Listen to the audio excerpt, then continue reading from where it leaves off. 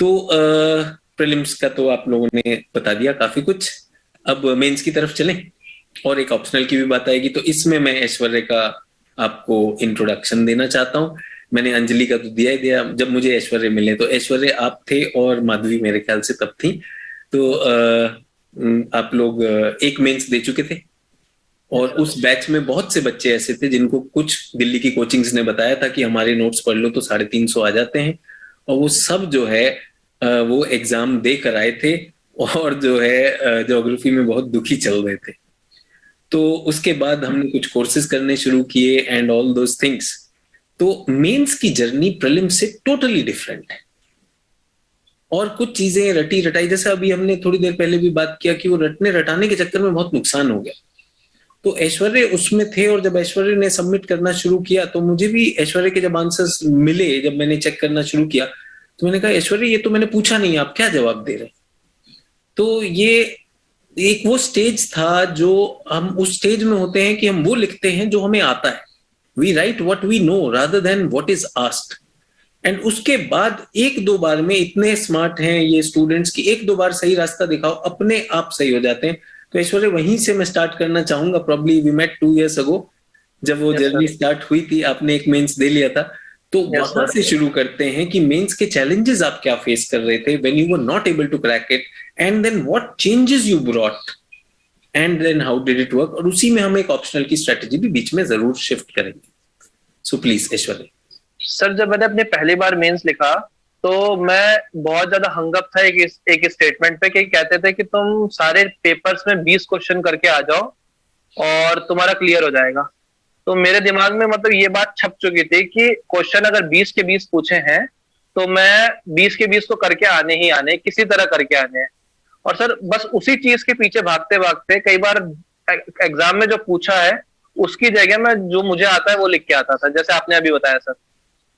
तो सर उस अटेम्प्ट में तो यही हो गया कि I think I miss the mains cut off by around 120 marks. तो मतलब अपनी मार्कशीट देख के मुझे स्कोप ऑफ इम्प्रूवमेंट भी नजर नहीं आ रहा था कि ये तो ऐसा लग रहा था कि बिल्कुल स्क्रैच से शुरू करना पड़ेगा, बिल्कुल जीरो से। तो कि इसमें इंटरप्ट करना चाहूंगा सभी लोगों ये को। सर। बिफोर एंड आफ्टर का मैं ऐश्वर्य की आंसर वो मार्कशीट शेयर करूंगा।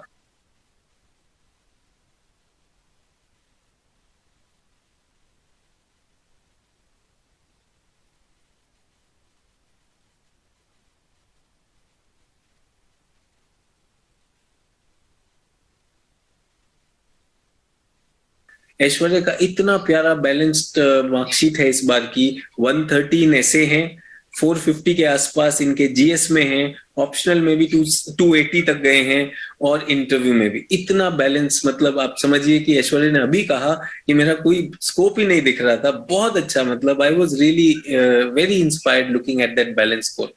तो बिल्कुल Aishwarya, sorry for interrupting, yes sir. But I just wanted to bring the journey, कहाँ से शुरू हुए और कहाँ पहुंचे। Yes sir. तो सर यही मैंने बोला कि पहले वाले पे मैंने क्वांटिटी पे बहुत ज्यादा फोकस किया कि बस किसी तरह खत्म कर दो, तुम्हारे तो मतलब कॉल आ जानी चाहिए। तो जब कॉल नहीं आई फिर मार्कशीट देगा कि 130 मार्क्स से डिफरेंस, तो मेरे को तो स्कोप ऑफ इम्प्रूवमेंट भी नजर नहीं आ रहा था इसमें कि मतलब कहीं जैसे कई बार लगता है ना कि 5 नंबर जीएस 1 में बढ़ा लेंगे, 10 जीएस 2 में बढ़ा लेंगे, मुझे तो उसमें स्कोप भी नजर नहीं आ रहा था। तो मैं ये सोच, जैसे आई रिमेम्बर दैट ईयर कि ज्योग्राफी पेपर 2 का मैं 20 के 20 क्वेश्चन, 19 के 19 क्वेश्चन करके आया था, and I thought that I would get very good marks, and I got 61 in that paper. तो मैं बोला कि ऑन एन एवरेज क्या कोचिंग तीन कर नंबर चुके भी थे नहीं आप मिले। तब तक? कोचिंग वोचिंग सब कर वो चुके सब थे? सर सब कर चुका था मैं। तो अच्छा, वो मैं ये सब लगा दिए थे, बल्कि सारे बल्कि स्टंट सर लगा दिए। पेपर 1 में 130 थे मेरे और पेपर 2 में 61 थे, तो मैंने बोला इतना फर्क कैसे आ सकता है।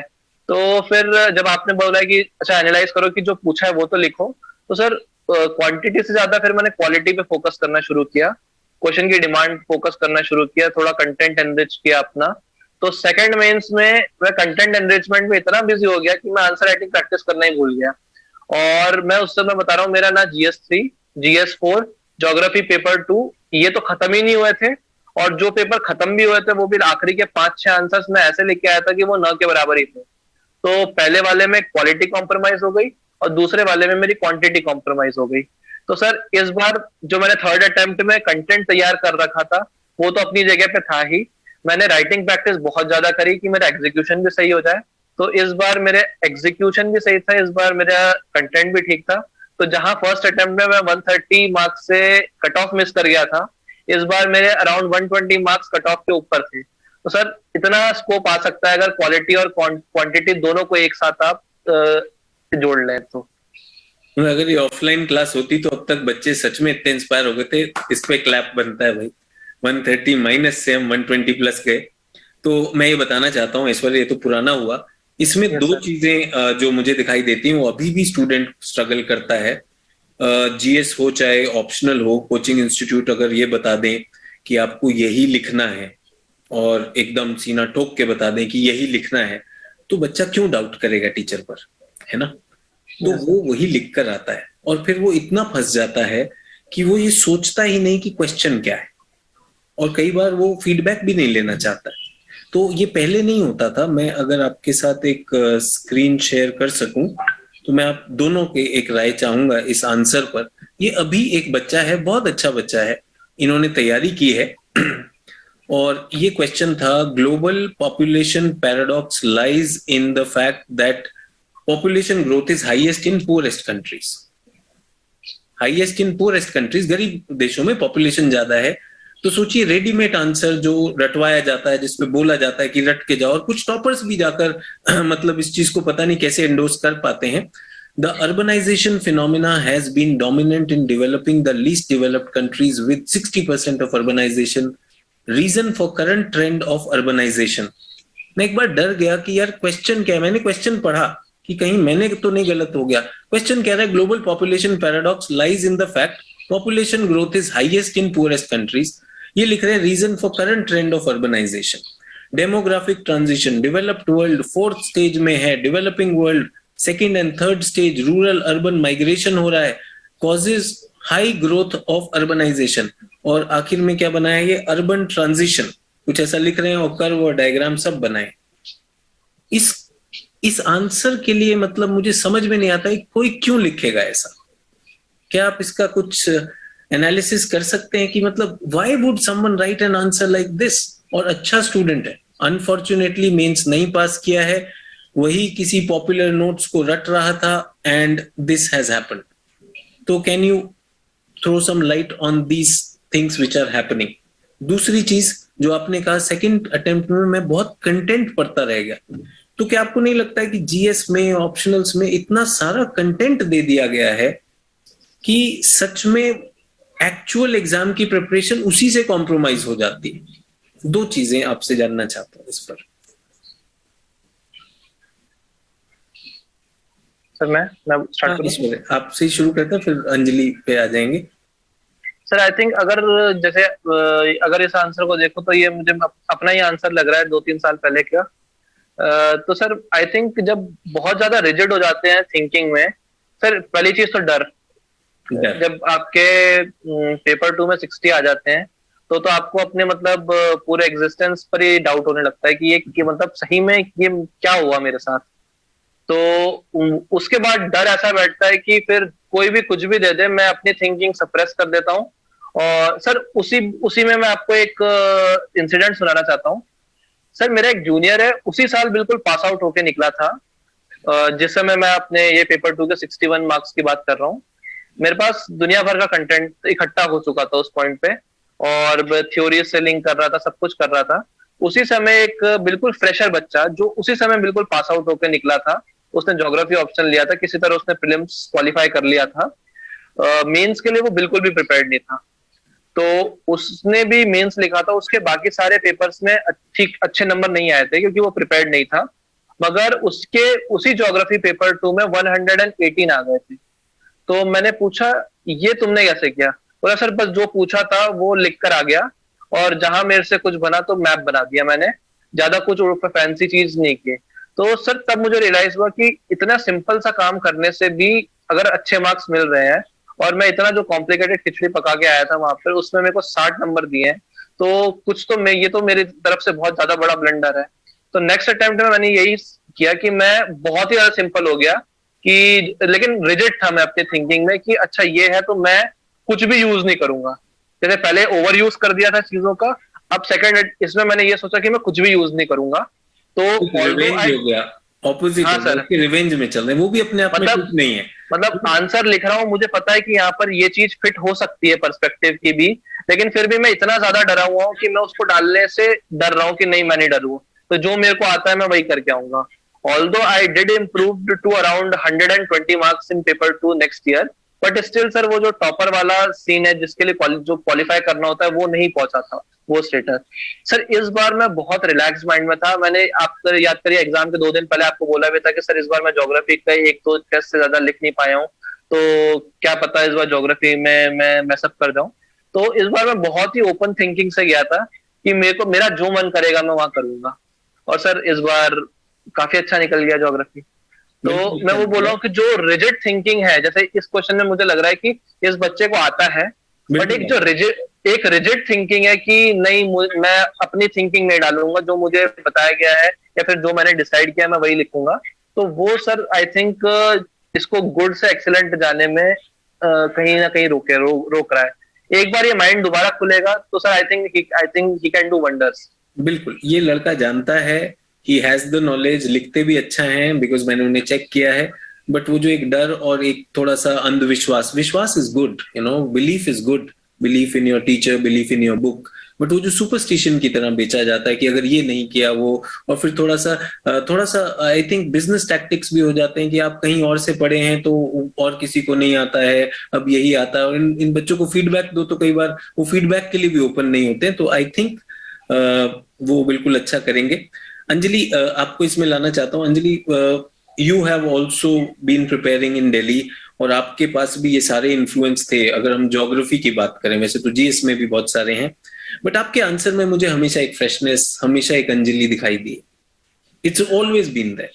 सो how was it that you were able to stay immune, और you were able to have that wisdom that whatever teachers have taught us, whatever the notes which are being popularized, they are just a means. I am the one who has to write the answer. वो चीज आपने जैसे ही पहला mains दिया, आप तब भी interview में गए, और दूसरा अभी दिया, फिर से आप इंटरव्यू में गए हैं एंड क्लियर भी किया है। So what is it that made you fresh, and वो रेसिपी अगर आप शेयर करेंगे तो मैं बता रहा हूँ बहुतों का भला होने वाला है। सर मैं बोलूंगी जिस भी कोचिंग में जाते हैं हमें फाउंडेशन तो देंगे बस, जो भी हमारे सिलेबस में है the teachers, but the point is that ये स्कूल या कोई कॉलेज एग्जामिनेशन नहीं है जिसमें जो पढ़ाया वो आ गया। The difference which is created is that questions are never direct. If they are direct then everybody is at the same pedestal. तो क्वेश्चंस डायरेक्ट नहीं होते हैं, ये एक इंपॉर्टेंट चीज होती है। मैं बोलूंगी कि क्वेश्चन को ध्यान से पढ़ना और उसे इंटरप्रेट करना is the most important thing in mains. मैं तो अपने क्वेश्चन को क्वेश्चन पेपर में मार्क कर लिया करती थी कि क्या कीवर्ड है, डिस्क्राइब है या एग्जामिन है या क्रिटिकली एनालाइज है, and I used to go about it like that only. क्या उसने मुझसे व्हाई पूछा है, हाउ पूछा है, सिर्फ ये नहीं कि डेजर्टिफिकेशन देख के start writing entirely on desertification, what is the question asking me, I will always focus on that. तो अगर उसमें मैंने ऐसा भी सुना है कि 10 नंबर का क्वेश्चन है तो पूरे 2 पेज भर के ही आने हैं, पूरे 3 पेज भर के ही आने हैं। It is not at all true, क्योंकि I myself have always written, अगर मुझे लगा कि 1.5 पेजेस में भी आई हैव डन जस्टिस, तो I have written 1.5 pages and I have moved ahead. मैं और नहीं लिख सकती हूँ, इससे ज्यादा उसने मुझसे पूछा ही नहीं है। अगर रेलिवेंस पूछा है तो मैं थोड़ा सा इंट्रोडक्शन देके रेलिवेंस पर आ जाऊंगी। I will not beat around the bush, that was my point in mains. तो एक तो ये था कि क्वेश्चन की अंडरस्टैंडिंग बहुत अच्छी से कर लेनी है in 30 seconds, I have to do that. And secondly sir I think one thing that worked for me in particularly in geography was, मुझे लगा था ये सब्जेक्ट बहुत इलस्ट्रेटिव सब्जेक्ट है। It is a subject where your actions will speak more than words. तो आप जो draw करेंगे वो ज्यादा स्पीक करेगा, it will have volume and weight, and that was the reason I chose geography. मुझे ज्यादा लिखना नहीं था। So I made extensive use of maps, be it world maps, be it small maps, be it India का map, and ऐसा नहीं था, मैं rigid नहीं थी कि पेपर 1 में सिर्फ वर्ल्ड यूज करना है और पेपर 2 में इंडिया यूज करना है, क्योंकि paper 1 is world geography, paper 2 is India geography. I used to mix match जितना हो सके। I had a thumb rule कि 10 मार्कर में मुझे एक डायग्राम तो बनाना ही है मिनिमम, 2 बन जाए तो इट्स वेल एंड गुड, दोनों पेज पर एक डायग्राम होगा, which has to be relevant of course। 15 marker में 2 डायग्राम्स हो, 20 मार्कर में 3 तो एटलीस्ट हो। सो ऐसा कोई पेज मेरा ऐसा ना हो ज्योग्राफी में स्पेशली जिसमें मैंने डायग्राम ना बनाया हो. So I think this has somewhere worked for me in both the mains. I got decent scores in geography, at least was not something that pulled me down. मेरे लिए ये चीज बहुत काम की है ज्योग्राफी में. नहीं तो अंजलि, मैंने जब भी आपके आंसर्स देखे, as I said, they always had the freshness and the precision of an answer, जो बहुत से बच्चों ने, मुझे याद है प्रियंका शुक्ला जिनके 300 प्लस आए, तो जब मैंने उनकी मार्कशीट शेयर की तो शी सेड सर प्लीज मेरे पिछले साल की भी मार्कशीट शेयर करिए जिसमें 200 आए थे, आप भी शायद उसमें थे, 200 से 300 सर, जो मैं वो पॉपुलर नोट्स करके गई थी तब ये हुआ, अब ये हुआ. तो ऐसे ही ऐश्वर्य के भी जो 60 आते हैं और 60 से जब हम चेंज करते हैं तो वो चीज आपके साथ नहीं होनी थी, because you already carried that. एक इसमें चीज मैं पूछना चाहूंगा आप दोनों से, जीएस के कॉन्टेक्स्ट में आते हैं कि आंसर तो अब आप दोनों बहुत मैच्योरिटी दिखाते थे अपने आंसर्स में, you could answer what was needed, but वो जो आप उसके अंदर उस आंसर को पावर देने के लिए जो डालते थे, B it a case study, B it an example, B it a fact, B it a data, अगर ज्योग्राफी को हटा दें और इवन एथिक्स के पेपर में, तो वो पहली बात आप कहाँ से इकट्ठा करते थे, what was in your mind, और क्या वो बहुत ज्यादा नहीं हो गया था, was it too much, how did you manage it? Because many people ask me, first of all they don't have it, when I tell them these are the sources, then they say we have too much, sir, उन्हें manage कैसे करें? तो आप अपने case studies, examples, क्या उनको एक इकट्ठा करके रखते थे? How are you using smartly? तो ऐश्वर्य सर, इसमें मेरे को आपकी एक बात याद आती है कि आपने मुझसे 2 साल पहले देख के बोला था कि तुम्हारा आंसर बढ़िया है मगर इसमें कुछ एक्स्ट्रा नहीं है. तो मैंने बोला सर क्या करना है फिर इसमें? बोला जब भी अपना आंसर पूरा करो या फिर अपने दिमाग में फ्रेम कर लो तो एक चीज ध्यान रखना कि ट्राई समथिंग जिससे एग्जामिनर तुम्हें आधा नंबर एक्स्ट्रा दे दे. तुम आंसर लिख रहे हो, सब well and good, you are satisfying the demand of the question, मगर कुछ ऐसा करो कि इसमें एग्जामिनर तुम्हें आधा नंबर ज्यादा दे दे. तो सर जब भी मैं डेली आंसर राइटिंग करता था, मैं हर बार आंसर लिखने के बाद एक बार जरूर सोचता था इसमें ऐसा क्या किया जा सकता है कि मुझे आधा नंबर एक्स्ट्रा मिल जाए या 1 नंबर एक्स्ट्रा मिल जाए. क्या मैं कंक्लूजन में कुछ करंट अफेयर्स डाल सकता हूँ, क्या मैं कोई एग्जाम्पल डाल सकता हूँ, क्या मैं कोई मैप डाल सकता हूँ, क्या मैं कोई डायग्राम, फ्लो चार्ट वगैरह डाल सकता हूँ. तो सर मैं ये नहीं कहूंगा कि अक्रॉस द पेपर सारे 20 के 20 क्वेश्चन में करना पॉसिबल है, मगर जो आपके स्ट्रेंथ एरियाज हैं, जैसे फॉर एग्जांपल GS1 में अगर हम ज्योग्राफी ऑप्शन वाले स्टूडेंट्स हैं तो एटलीस्ट ज्योग्राफी के जो 8 क्वेश्चन आते हैं, जो गवर्नेंस रिलेटेड क्वेश्चन आते हैं, GS3 में जो एनवायरमेंट रिलेटेड क्वेश्चन आते हैं, इसमें अगर थोड़ा सा ये थॉट दे दिया जाए कि मैं इसमें आधा नंबर एक्स्ट्रा कैसे एक्सट्रैक्ट कर सकता हूँ, तो सर वो आपको ही पता है आधा आधा नंबर होते होते वो 30-40 नंबर का डिफरेंस निकाल जाता है. तो सर लास्ट ईयर से मैंने ये चीज करना शुरू कर दिया था कि हर बार एक बार आंसर पूरा लिखने के बाद मैं एक थॉट देता था उसमें कि मैं इसको आधा नंबर एक्स्ट्रा या 1 नंबर एक्स्ट्रा कैसे निकाल सकता हूँ. और यही चीज मैंने एग्जाम में भी करने की कोशिश करी थी. जब भी मैं इंट्रो या कंक्लूजन लिखने की कोशिश करता था कि मैंने बोला कि इसमें आधा नंबर एक्स्ट्रा कैसे निकाला जा सकता है, तो सर वो जो आधे नंबर की लड़ाई थी, आई थिंक उसी ने थोड़ा सा मुझे एक्स्ट्रा नंबर दिला दिए यहाँ पे. तो सर ये आपका बहुत बड़ा कंट्रीब्यूशन था जो आपने मतलब एक छोटी सी लाइन 2 साल पहले बोली थी मेरे, और वो मैंने टेबल के आगे लगा ली थी. ऐश्वर्य ये लाइन मुझे 7 years ago एक स्टूडेंट ने मारकर बोली थी कि सर आपने हमें ऐसे ही बोला कि आधे नंबर के लिए फाइट करना, and I don't know when I said that कि मैं किस मूड में था, मैंने कहाँ कहा होगा, but that girl came and she said I was not prepared, first attempt मुझे IRS मिल गया because you were able to tell me कि यार लड़ना है, वहां पर अपना बेस्ट देना है.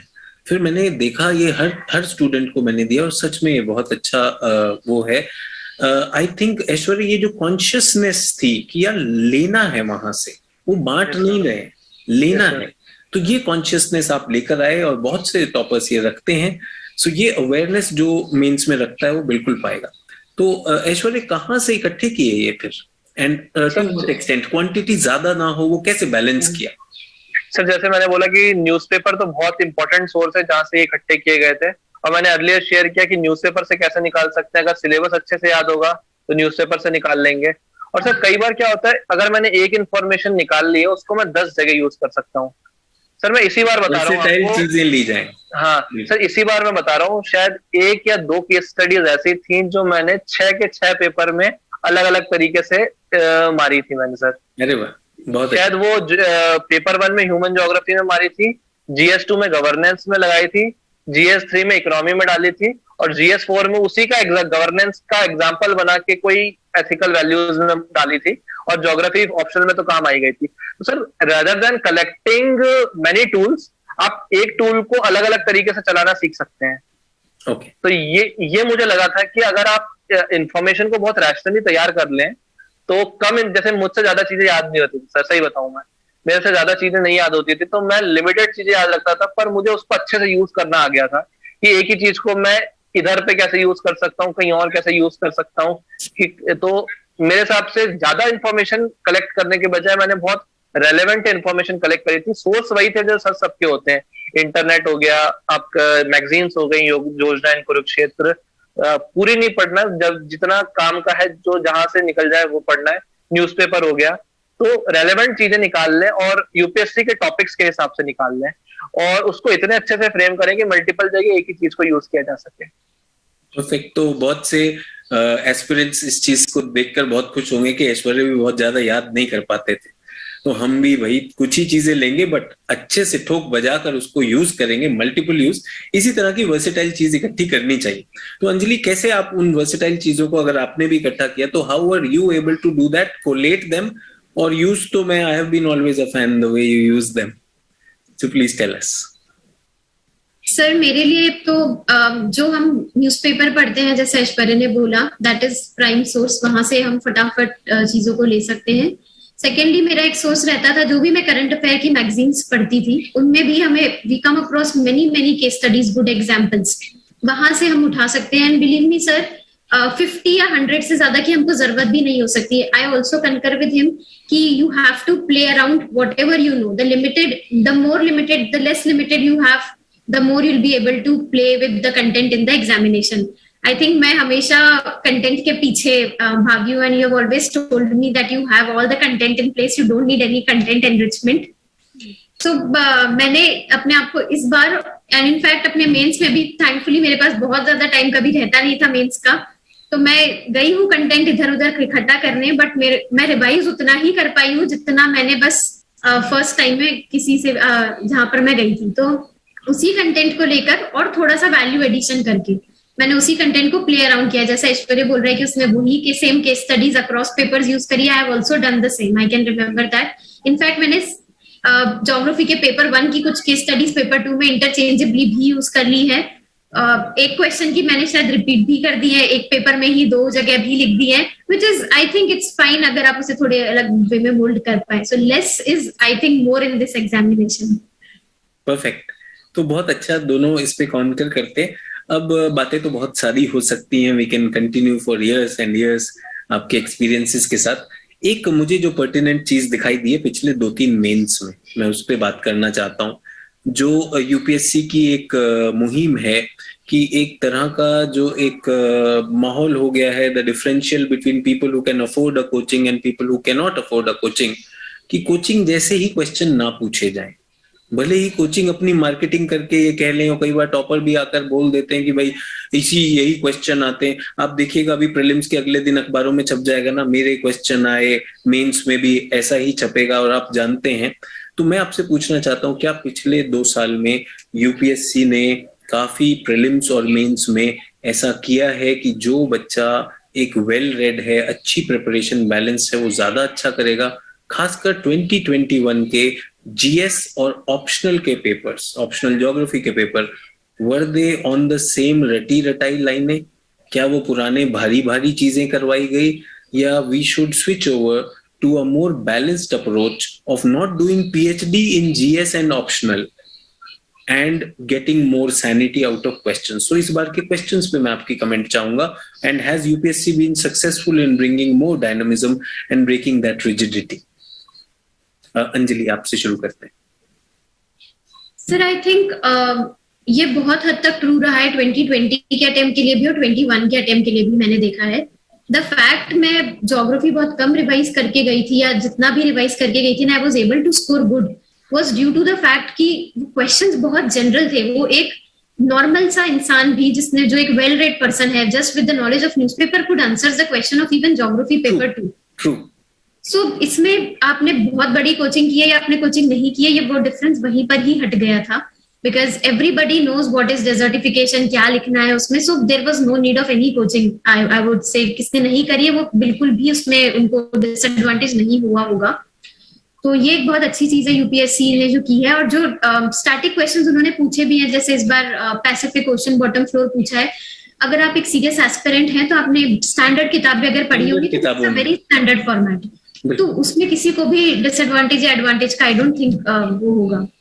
And similarly with respect to prelims, ऐसी मुझे नहीं लगता है ऐसी कोई भी टेस्ट सीरीज या कुछ भी है हमारा जो डायरेक्टली वहां से यूपीएससी उठाकर क्वेश्चंस पूछ रहा है. And anybody can claim that. आपको इंटेलिजेंट गेसिंग करनी ही पड़ेगी. There are only 30 to 35 questions at max जो कि कोई भी टॉपर अपने मन से कर सकता है इन प्रीलिम्स टिल नाउ. उसके बाद it is only about your common sense and the intelligent guessing and your calmness in prelims that is going to sail you through. तो I would say कि it is a level playing field for everybody. There is nothing to get disheartened कि वो दिल्ली नहीं आ पाए या कोई FOMO हो जाता है कि I'm missing out on this that. Nothing to get worried or upset about it. तो ऐश्वर्य, आपसे मैं क्वेश्चन को एक कॉन्टेक्स्ट में रखना चाहता हूँ इसी क्वेश्चन को. I remember the day after your interview, जब आपका मेडिकल हो रहा था, तो then we were talking on phone और आपने कहा आपके साथ आज ज्योग्राफी के 3 बच्चे हैं, ज्योग्राफी ऑप्शनल के, जिनमें 2 तो फ्रेशर्स ही हैं और जिन्होंने कोई कोचिंग नहीं ली है. एंड इनफैक्ट जो भी ज्योग्राफी है वो है, अभी आज आकर कोई इंस्टीट्यूट क्लेम करे कि भाई देखो हमारे नोट से आता है, मतलब शर्म आनी चाहिए यार. जो क्वेश्चन पढ़ेगा इस बार का, अगर ज्योग्राफी 1 और 2, क्या वो किसी नोट से आया यार? और अगर नोट से ले लेंगे तो नोट्स में तो उसका आंसर था ही नहीं. तो बट फिर वही है कि एक तरह का विश्वास और अंधविश्वास की लाइन जो हम नहीं रखते हैं वो है. तो do you feel that the examiner has brought that thing, थोड़ा सा एक डेमोक्रेटाइज किया है, number 1. And second is the ball is now more in the court of, आएगा तो डेजर्टिफिकेशन पर ही, बट क्या आप उसमें अपनी एक समझ रखते हैं, एक विचार रखते हैं? That is what I want. और उस फ्रेशर के बारे में भी बताइएगा, how are freshers reaching the top? Sir freshers तो छोड़िए, मैं इसमें एक इंसिडेंट सुनाना चाहूंगा. सर जिस दिन मैं मेंस दे के आया तो सारे क्वेश्चन पेपर्स मेरे सामने थे. तो घर पे आया तो मेरी जो यंगर सिस्टर थी, जो उसने अभी कॉलेज में ही है, वो अभी प्रिपरेशन वगैरह तो कुछ शुरू करने भी नहीं है और उसको करनी भी नहीं है आगे, पर वो उसको पेपर देखने में बड़ा इंटरेस्ट था कि लाओ मेरे को भी दिखाओ पेपर कैसे आते हैं यूपीएससी के. तो मैंने बोला ठीक है, ये ज्योग्राफी का पेपर 2 है, ये देख लो. तो वो देख के बोलती है अरे इसमें तो कई सारे क्वेश्चन मुझे भी आते हैं. तो मैं बोला ठीक है तुम्हें आते होंगे मगर लिख पाओगे क्या? But the fact that she said कि इसमें थोड़ा तो मेरे को भी आता है. तो सर आई थिंक यूपीएससी ऐसे क्वेश्चन में ब्रॉड थीम में फ्रेम कर रही है कि क्वेश्चंस तो सबने देखे होंगे. तो वो जो एलिमेंट ऑफ सरप्राइज है कि एक फैक्चुअल क्वेश्चन कुछ ऐसा आ गया जो आ ही नहीं रहा किसी से, और या फिर किसी का एक्सक्लूसिव राइट नहीं है उस पर, वैसे क्वेश्चन तो आ भी नहीं रहे हैं. बहुत जनरल पेपर पूछे. अब जिसने जो वेल रेड पर्सन है, जिसने प्रैक्टिस कर रखी है, वो उस आंसर को कितना अच्छा लिख सकता है, ये उसकी कैपेबिलिटी है. जैसे अगर मैं आपको बताऊंगा कि एक पेपर मैंने देखा था मेंस के कुछ दिन पहले ही, जब मैं ज्योग्राफी पूरा रिवाइज कर चुका था. तो वो ज्योग्राफी का ही पेपर था, आई डोंट रिमेम्बर कहाँ से आया था, किसी ने मुझे भेजा ही था कि इसका ये बता दो. सर उस पेपर में अगर 19 क्वेश्चंस अटेम्प्ट करने थे, मुझे उसमें से 4 भी नहीं, मतलब 4 क्वेश्चन भी ठीक से नहीं आ रहे थे. वो अननेसेसरीली डिफिकल्ट बनाकर, अननेसेसरीली पीएचडी टाइप के क्वेश्चन बनाकर और स्टूडेंट को डराकर कि यही आते हैं. तो सर वही किसी स्पेसिफिक बुक से कोई स्पेसिफिक थ्योरी उठा के दे दी उन्होंने. तो जब मैंने देखा कि इसमें तो मेरे को 4 क्वेश्चन भी नहीं आ रहे, मैंने उस पेपर को हटाया. मैंने फिर यूपीएससी का पीवाईक्यू का एक पेपर देखा कि देखो ये कितना बढ़िया तरीके से फ्रेम है, इसमें तो सभी आता है अपने को, मतलब क्वेश्चन सभी देखने को मिलते हैं. Now how you frame and how you answer the question, that is an entirely different game. But जैसा जो आप बोल रहे हैं कि कोई मोनोपोलाइज नहीं कर सकता अब कि मेरे जगह से ही आ रही है चीजें. आई थिंक यूपीएससी ने बहुत लिबर्टी दे दी है कि आपको हम क्वेश्चन तो ऐसा देंगे जो सबको आता होगा, आप दिखा दो आप में कितना दम है. अच्छा ये जीएस में भी सही था. जीएस में भी मेरे को यही लगा कि ओवरऑल 1-2 फैक्चुअल क्वेश्चन को अगर हटा दें तो क्वेश्चन तो आपको सब आते होंगे. इवन एक फ्रेशर बोलता है कि सर क्वेश्चन तो मेरे को सारे ही आते थे, बट वही बात है, आपने जितना दम है वो दिखा दो. देखते ही क्वेश्चन देख के देखिए, एक बहुत इजी होता है, घूमते फिरते किसी ने कहा मैं भी कुछ लिख लूंगा, ऐसे सोशियोलॉजी पे भी लिखा जा सकता है, एंथ्रोपोलॉजी पे भी लिखा जा सकता है. So I know you two people are अपनी लंबी journey, you have had this journey and you are not going to trivialize this कि anyone can write it. It is about knowing it and being able to extract. You have the tools and the ability which can be developed, और उसके लिए बहुत सारे sources है, कहीं से भी हो सकता है. So that can also be there. So 1 घंटे का हमने सोचा था बात करेंगे, 1 घंटे के अंत पे आ रहे हैं. तो एक चीज तो आपने की नहीं, दोनों ने नहीं की. हर कोचिंग इंस्टीट्यूट जब अपना इंटरव्यू करता है तो आपको बीच में कई बार टीचर की तारीफ करनी होती है कि सर आप नहीं होते तो मेरा कैसे होता, सर आप मिल गए और ये, और मैंने नहीं बताया, मेरे 4 टॉपर थे, देखो उन्हीं से होता है. तो ये मिस हो गया भाई दर्शकों, थोड़ा सा हमने यहाँ पे मिस कर दिया है. बट मैं आप लोगों से एक candid, I want to share something very candid over here, which is with respect to my students also. 2012 में I met two students who told me that they were from an IIT, and these were 10 students from IIT, and who got a campus selection, and after that all 10 left a job and they said we will go into government services, prepare for civil services, all of us. And they made sure that one by one all 10 of them cleared. Pehle attempt mein 2 people cleared, then 3 people cleared. I was very, very inspired that how can it be, like some people decide that we will support each other till all of us clear. And that led to that program, that boot camp program जो मैं आप लोगों के साथ करता हूँ, Master Stroke, where we bring in people who are inspired. वो लोग कहाँ से लाएं? तो उसमें एक testing होती है that we select only the deserving people. And I'm so happy that that journey of Master Stroke in the last 7-8 years has produced tremendous results, and it is coming to an end. You people are probably the last of those batches जिनमें आप लोग थे और सबका इंतजार हो रहा था कि कैसे कैसे पास हो जाएंगे. And you know all, अब होता क्या है दिल्ली में कोचिंग इंस्टीट्यूट में तो बहुत जगह पे बच्चे पढ़ते हैं. अब अजय जैन टॉपर रहे, रैंक 12, तो वो भी inspired a lot. He inspired us a lot. बिल्कुल, मैंने कहा ना, बहुत सी जगहों पर आपने देखा होगा इंटरव्यू तो सब जगह पर देते हैं, but you saw the simplicity of those people. Saurabh Pandey जो हैं, पिछली बार लास्ट ईयर जो टॉप स्कोरर रही हमारी Ayushi, so very very simple people, but उसमें आए इंस्पायर्ड लोग और सब लोग एक एक करके हो गए. तो मेरे लिए ये बड़ा एक इमोशनल मोमेंट है कि आई वाज रियली वेटिंग. ऐश्वर्य, आपका माधवी का फॉरेस्ट में हो गया, विकल्पा का हो गया, कि यार इतने इंस्पायर्ड लोग जो इतना अच्छा करते हैं, जो जानते हैं, ये अगर रुके हुए हैं तो that is there. So I was blessed with amazing people like you. So thank you for achieving your dreams the way you did, and the kind of self belief you had. Geography की भाषा में कहें तो you were not deterministic कि किसी लोगों ने कहा ऐसे करोगे तभी पास होगे. You showed utmost possibilism and amazing things. So very, very big congratulations to both of you. And thank you for being a part of this. If you have some parting words, you can share. I think you covered almost everything, sir. And thank you for being such a lovely mentor for me in this journey. आप 2 साल तक associated है. पिछली बार mains जब मेरा नहीं हुआ तो आप ही ने दोबारा से मुझे मोटिवेट किया था कि नहीं, यू हैव द थिंग, आप कंटिन्यूअसली ट्राई करो इसके लिए. मैं आपसे जब भी डिप्रेस होता था तो आपसे बात कर लेता था. Sir, you have been more than a mentor for us. Thank you for being there for us, sir. And I'm so glad that you kept that faith in you.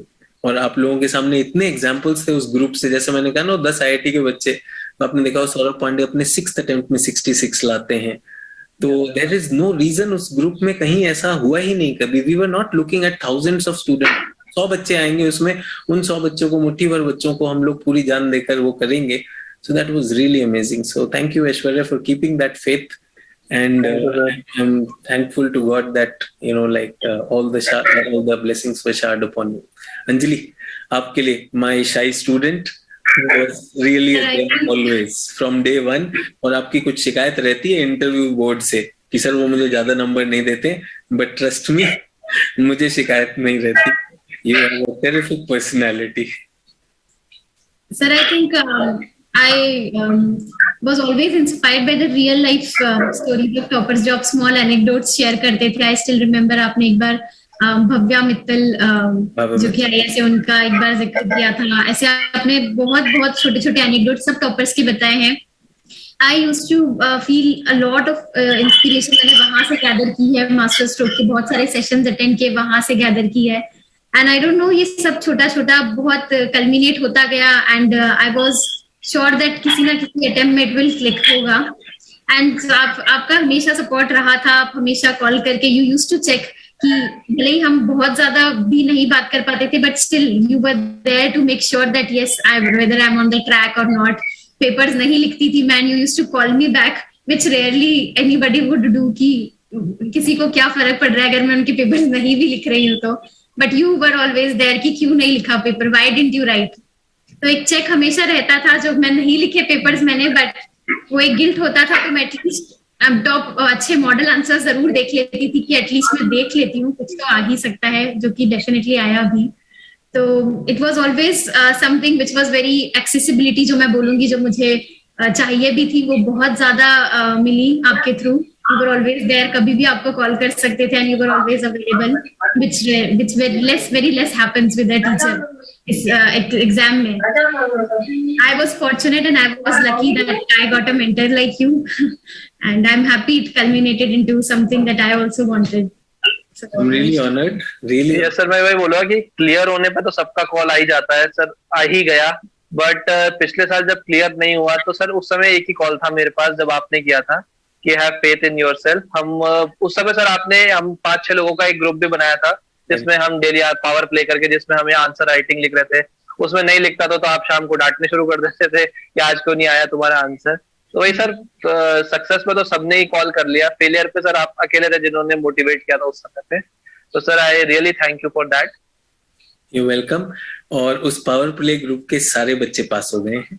Yes, sir. So that's also there. तो जहाँ पर भी वो था. तो to all the listeners I want to say कि master stroke जो हमने क्रिएट किया वो आप सबके लिए कलेक्टिव गिफ्ट है. जब हम मास्टर स्ट्रोक को खत्म कर रहे हैं तो उसकी सारी चीजें जो हैं फ्री फॉर ऑल सबको दी जाएंगी. जो भी आंसर्स हैं आप लोग उससे जो क्रिएट कर सकते हैं, create a world for yourself. This is knowledge democracy. और मेरे ख्याल से ऐश्वर्या ने भी अपना एक टेलीग्राम चैनल रखा है. ऐश्वर्या आपने रखा? Yes sir, I will share everything that I have. हाँ, तो उस पे वो कर देंगे. मेरा भी एक टेलीग्राम चैनल है, सचिन सर ऑफिशियल, वो लिंक पे भी हम डाल देंगे, ऐश्वर्या का भी डाल देंगे. बिल्कुल फ्री समझिए. उसमें जो भी चीजें हैं सब शेयर करना है, उसमें हमें कोई वो नहीं है. और आप क्रिएट करते हैं. अगर मैं कहूंगा इस सारे के सारे ये जो सक्सेस है, तो इस सक्सेस में अगर मेरा क्या रोल होगा, मेरे ख्याल से आई डोंट नो कौन से मिलियंथ ऑफ डेसिमल प्लेस में जाऊंगा, but hats off to you people. तो मैं चाहता हूं कि जो यहाँ क्रिएट हुआ वो सबको मिले. तो सारे आंसर्स वो सब आपके पास रहेंगे. और इन लोगों के कुछ नोट्स भी हैं, जैसे ऐश्वर्या हमने वो पावर प्ले वाला जो किया था वो सारे नोट्स भी मैं शेयर करने वाला हूँ. तो अंजलि, अगर अंजलि मेरे पास आपके पर्सपेक्टिव वाला कुछ था वो भी हम लोग ऑनलाइन करेंगे, सब लोग उससे बेनिफिट करें. तो I wish you a great career दोनों के लिए, and you are an inspiration for all. Thank you sir, thank you.